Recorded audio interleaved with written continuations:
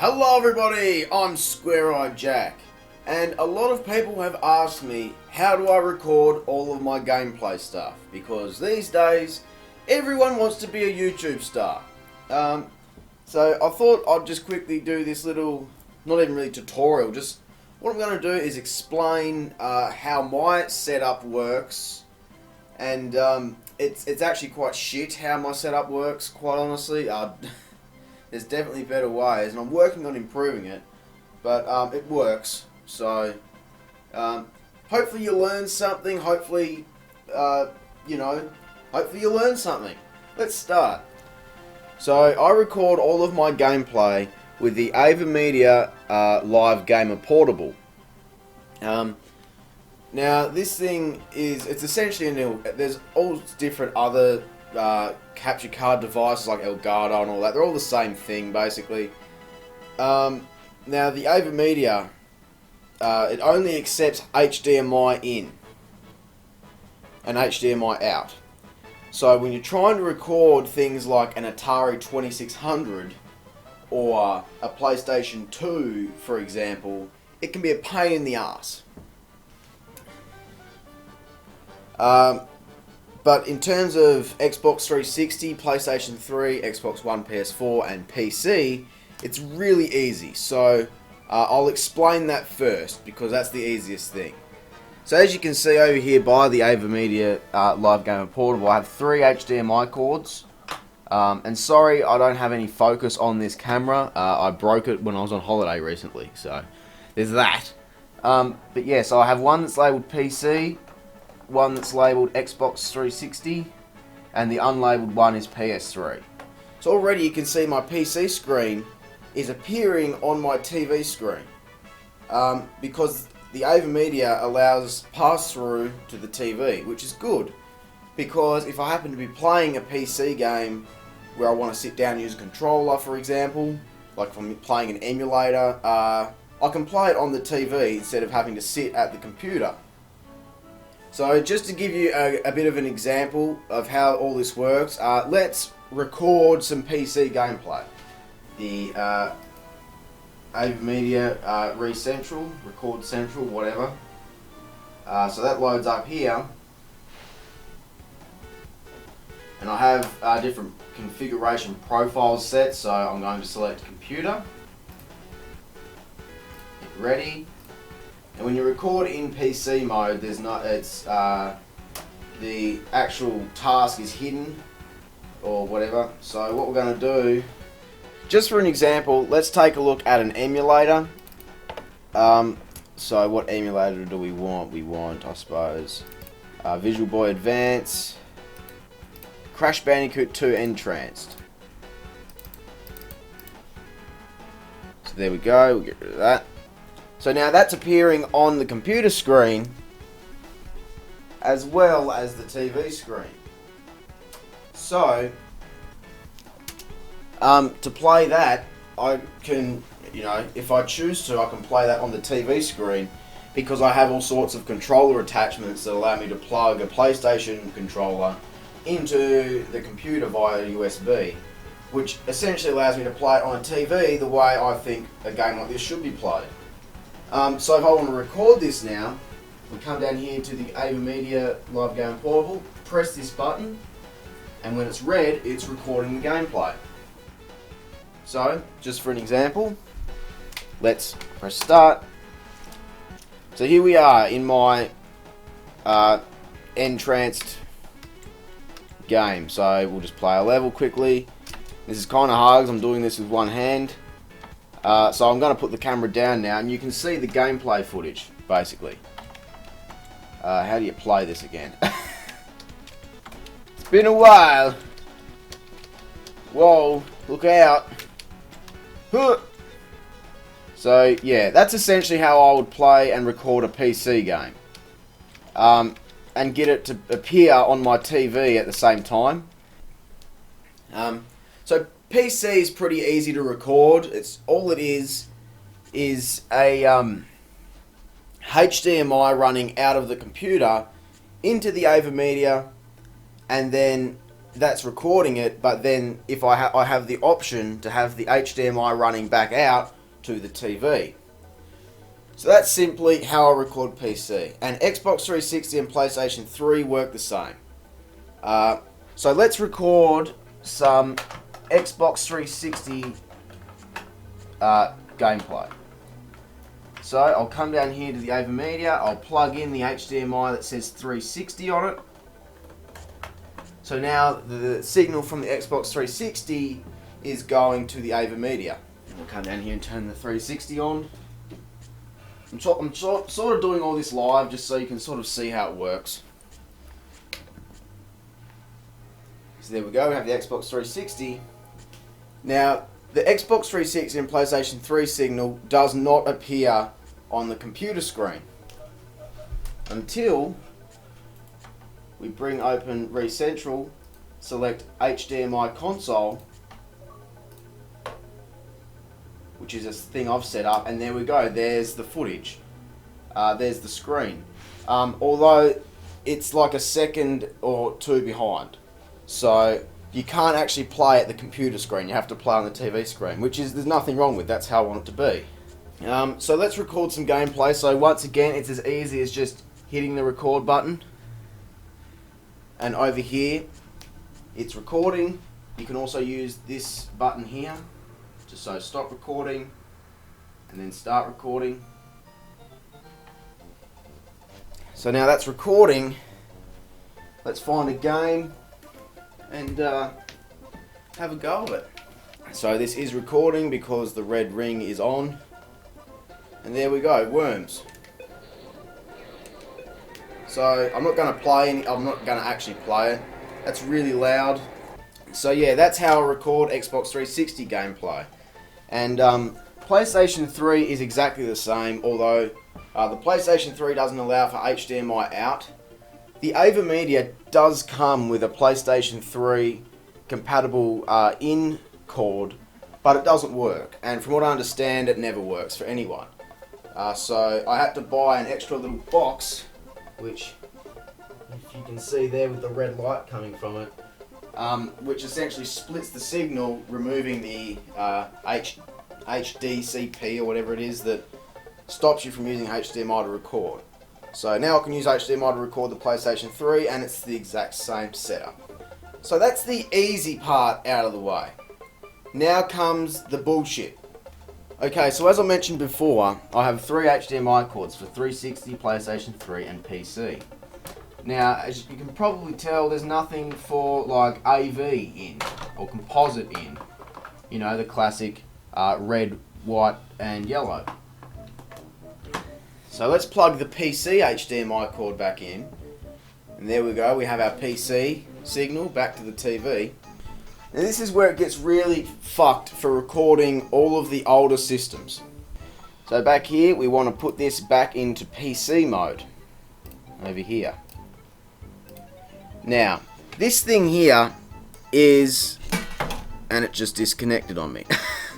This is essentially an Easy Cap. Have you ever seen Easy Cap? They're like cheap as on eBay for recording AV composite gameplay.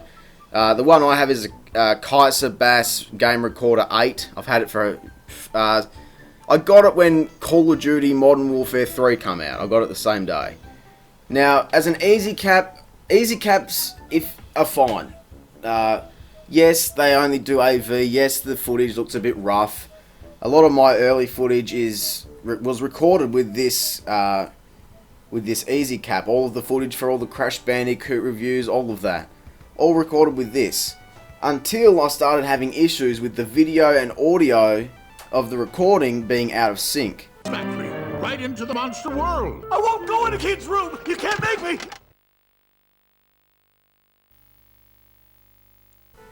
By like a second or more, which just it ruins the footage basically. It's unusable. So the way I record all of this stuff is, yes, I still record the PlayStation 2, NES, all of that with the AverMedia that only accepts HDMI in. The way I do that is with a very, well not very, but it's a kind of complicated system of these switch boxes. So for an example, we're going to play fuck, I don't even know. First let's play the PlayStation 1. So, as you can see here, I have two of these composite switch boxes. And I've started to label all of the different things because I have so many systems it gets confusing. So, we want to push this all the way to the left, which is PS1. Then this cord here goes up and it splits here. This cord splits. And it splits for every system. This splits both into the game recorder, which is the easy cap, and has another signal which comes over here to the TV. Because the way I used to record and play the games would be viewing the PC screen on the TV of the easy cap on the computer, like so. So if we come over here, we bring up the easy cap, there it is, and then we come over here and switch this over because we want the PlayStation 1 brick, which is on this power board. So we plug that in, and then we come down here, turn that on, and then we should get, there we go, PlayStation 1. Now, I always used to play the PlayStation and PlayStation 2, whatever, like this. The problem with that is there's a lag, there's a slight delay, which makes playing platforming games such as Donkey Kong Country a pain in the ass. So, by splitting the signal both up to the computer via the easy cap to be recorded, as well as to the TV, now if I switch the signal here with the remote, if I switch the signal, there we go. Now it just looks the same, but what I'm actually looking at is the direct signal from the PlayStation to the TV. So it cuts down on the delay, which is really good. And trust me, I've become so much better of a gamer since I've started doing this. The other advantage of splitting the signal like this is over here I have a CRT TV, an old small boxy sort of TV. Now you're probably wondering why the hell would you ever want to play on this when I have a huge TV over there. The reason is games such as Time Crisis, whoa, shouldn't have done that. Games such as Time Crisis that require a light gun, or Duck Hunt, which also require a light gun, like so. Get off there, you bastard. Right. Duck Hunt light gun. They don't work on these flat screen TVs. They just don't work. Because they were designed for the rounded, small box CRT TVs. So to really probably even play these games, you need a TV like this. So now I could also normally just play it on this TV, but I also need to get it back to the computer through the easy cap to be recorded. So that's where the split comes in, because I can have a PlayStation 2 or an NES over here, split the signal so that instead of it going to the flat screen, it comes over here to the CRT, and then I can plug my gun in and shoot the screen, and the signal still goes up to here to get recorded. Now what you're looking at on the computer screen is the easy cap, okay? And what you're looking at on the TV screen is the direct footage from the PlayStation. So now, let's come over here and pick a game. I wonder what game I'll pick. Which Crash Bandicoot? There, Crash 2. So, let's play some Crash 2. So to record this footage, I could come over here and use the easy cap. Right click, record, and there we go, I'm recording this footage. Now, I stopped doing this. I don't do this because, like I said, it gets out of sync and it fucks up the footage. The only time I've started using this recently is backup footage during Let's Plays. For example, the 1000 subscriber slap video, we recorded it both the way I'm about to show you and just with the easy cap to ensure that if the footage fucked up like it has done before, that we still have a second copy. And luckily enough, it didn't fuck up. So we're not going to record there. What we're going to do is come over here to the AVerMedia and press this button. And that is now recording the Crash Bandicoot 2 gameplay. Now what's going on here? So how is this working? What the AVerMedia is recording is the PC screen, which, as you can see, is the easy cap footage, because the easy cap displays the footage on the TV screen in real time. So, and this is where it starts to get confusing. So then we have an HDMI out of the computer into the AVerMedia, which is why I plug in the PC HDMI to record PlayStation, everything that's this. And then the HDMI goes out back to the TV screen as well, so that if I was to switch the signal back to HDMI in on the TV, it's the same thing, but with a slight delay. Or trying to get it sorted so that I don't need the easy cap. I'm trying to get a setup so that all of this composite stuff goes straight into the the AVerMedia Live Gamer Portable via HDMI. I'm going to use, trying to use various upscalers and all that sort of stuff, because the only problem I've found with this setup is that sometimes, and yes, it has appeared in videos before, it has something. I'm pretty sure it has something to do with the frame rates and all of that sort of stuff being different from the HDMI and the composite, that it makes the footage all fuzzy and fucks it up, making it unusable, even more unusable than recording with that easy cap. The only other hiccup is recording Atari 2600 over there, because the Atari 2600 only outputs RF, which is old as fuck, basically. And unless you get a modded Atari, which someone has to insert all the composite stuff into it to allow it to output composite, you're gonna have RF, basically. So the way I combat this is I have my Atari 2600 here, and under the PlayStation 3 I have a VCR.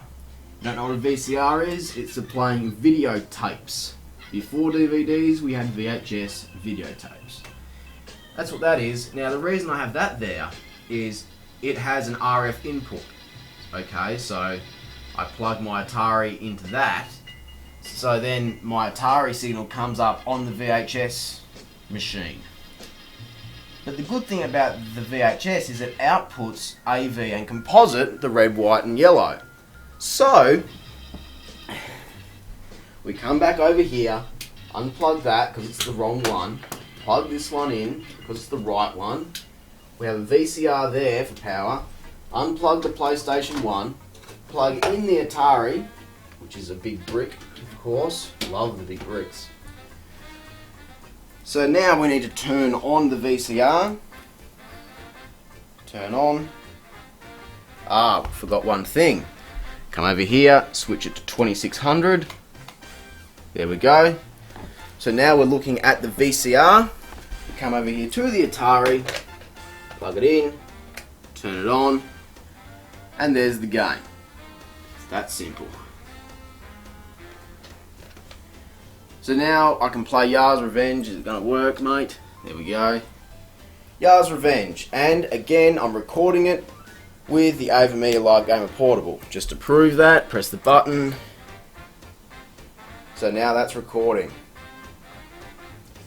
So I'm technically recording RF with an HDMI capture card, because the signal from the AVerMedia, from the Atari goes into the VCR via RF, comes out of the VCR via composite into the splitter, and then back through the same process I've already explained. So now we have all of our footage. What do I do with the footage? Well, over here by the computer, I have 3 hard drives. Okay, I have a 2 terabyte hard drive, a portable 500 gig, and a 4 terabyte hard drive, which is this here. My computer also has 1 terabyte of storage space on it. And then what I do with all the footage is I save it all. I rarely delete footage. The only time I'll delete footage is if it's a big long bit from a Let's Play. So for example, here's the footage from the 1000 Slaptacular subscriber special. Here's the footage from that. As you can see. Now you can see the red record button up there from the Easy Cap that was being used as a backup. Video capture, because this thing has been known to fuck up with composite signal being recorded via HDMI. It's all really confusing. But there's that. The only reason that's still here is I haven't gotten around to deleting it yet. So that's there. But most footage, let's go to, I don't know, let's pick a random game. NES, Fazanadu. Here's all the footage for Fazanadu. So I've got the entire gameplay through. Some people choose to record everything in one go. So some YouTubers will sit down and play a game for 5 hours, and then they'll have one video that's 5 hours long of all their game footage. I'm not a fan of that because it's a pain in the ass. So what I do is I'm constantly turning the game recorder on and off, recording it into different little sections so that it's easier to sift through when I'm editing the video. Well, I hope you learned something from this video. I hope I explained something. I hope I answered all your questions. If you have any questions, be sure to leave them with a comment below. A lot of people also ask me about editing and all of that sort of stuff. So down the line, I plan on doing a behind the scenes making of Square Eye Jack review for you guys. So I look forward to that down the line. I hope you enjoyed this video. If you did, be sure to leave a like, subscribe, and share. I'm Square Eye Jack, and have a great fucking day. Thanks for watching.